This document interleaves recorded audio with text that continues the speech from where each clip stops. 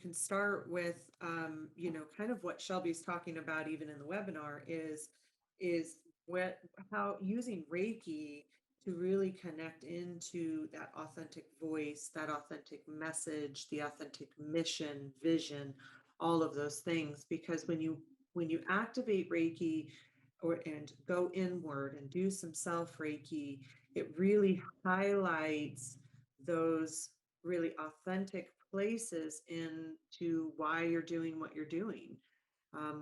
Why are you authentically, if you're talking about a Reiki business, why are you authentically starting your Reiki business, and what is your authentic message and voice?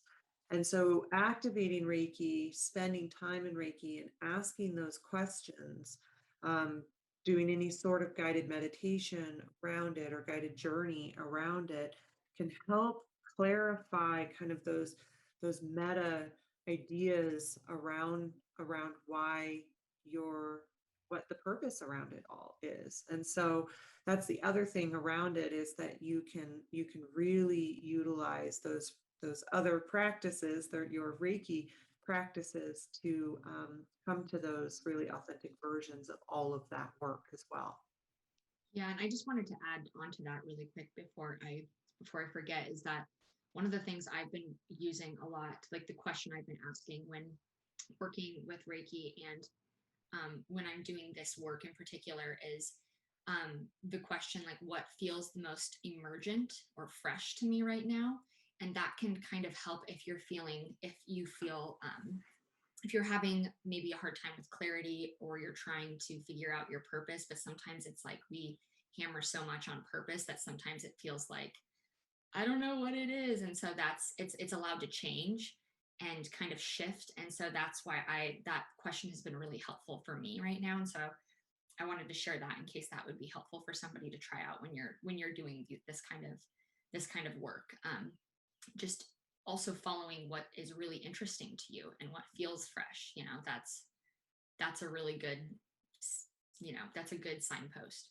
I love that, Shelby, because one of the things that I know like happens for me personally with that is that the design and not just like in the left brain side, there's also obviously all our right brain and spiritual things part of this too, but it's just a topic that really fascinates me. It interests me. And so when like new styles come out of design, like what is fresh, what is emergent, I always like want to like, I'm going to do this now, because I just actually, it's just something that I love, and I love looking at it and that kind of thing. And so that actually kind of takes some pressure off.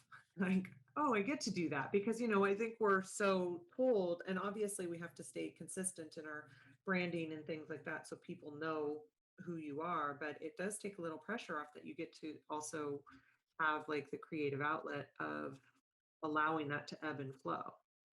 Yeah, and sometimes it doesn't necessarily have to be like your branding, but it can be like an offering, or how you want to structure your offerings, or if you have a new idea within your, like, you have a course or something that you want to do, like it can also expand into that as well, and it can be in all different aspects of your business or your practice. So it's like, it doesn't always necessarily have to just be for branding too, but you are allowed to do that. There's, you know, consistency is, you do want consistency, but at the end of the day, there's not really a prescribed set of rules that you have to follow.